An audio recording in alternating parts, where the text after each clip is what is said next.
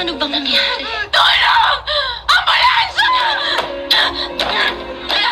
Nakalangat to carbon monoxide. Ano? Hindi makakapasok sa sama.